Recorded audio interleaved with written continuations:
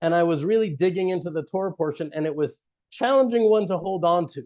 I could not figure out for the life of me where to start, just trying to figure out where to take hold of it and in which direction to take it. It felt like a war in and of itself, right? And as the Torah portion begins with the words, Ki tetzeh lemilchama, when you go out to war. And I was just sitting outside this settlement of Efrat, and my friend Yossi came up to me, and he saw that I was in the Torah portion, and he didn't say hello. He just came up, and this is what he said. This is what he came out with. It's not like, oh, and if you end up going out to war, here's what you should do. When you go out to war, you're going out to war. It's gonna happen. Everyone has to. You're going out. You better have a game plan because it's coming your way. I just wanted to share that with you, just to share it with you, just to give you a little glimpse into what is really accurately, honestly, authentically much of the chitter chatter between friends in Judea. We just see each other in the street and we share an idea from the Torah. We strengthen each other. We spiritually empower each other. And then we just go off on our way. It's not like empty, mindless chitty chat. That happens all the time. And it spoke to me what he said. It spoke to me because here I was struggling in such a warlike, unusual way with the portion. And here comes my friend Yossi, not knowing that and just reminding me that going out to war, that is the story of our lives in this world. We're in a constant war, a war of predominantly a war of perception. All of the other wars I really am coming to believe with their actual physical enemies and with the challenges of our lives and the challenges with our children, it is all consequences and outcroppings of the core war of perception, of consciousness, of awareness, of understanding, of seeking to wrap our minds around what Hashem really wants from us in this world. That's what we're trying to figure. We want to have a relationship with Hashem.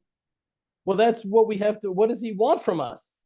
And this portion is really a great example of that because this portion contains over 70 mitzvot, over 70 directives, over 70 commandments. I like using different words than commandments, even though mitzvot is the conventional definition of the word commandment. Mitzvah, commandment, because mitzvah means essentially letzavot, to connect with.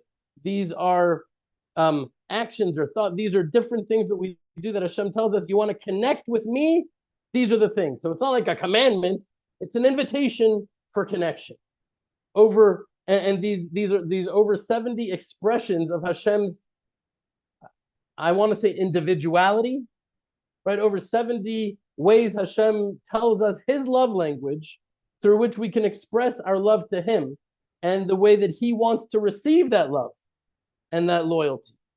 And I was realizing and remembering that we can't always, connect the dots as we naturally wish we could.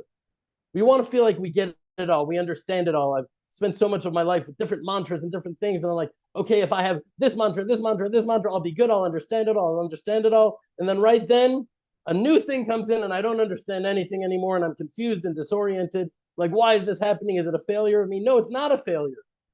We're at war. That is part of the reality of this life. And many of you may have a voice in your head, well, I don't want to be at war. This isn't a God that I want to be connected with, a God of war. But I don't know. It's a war of love. It's a war of connection. It's a struggle. It's a battle. I don't know how to say it. But we can't always make sense of things and thereby own them. Own them in the way that we want to.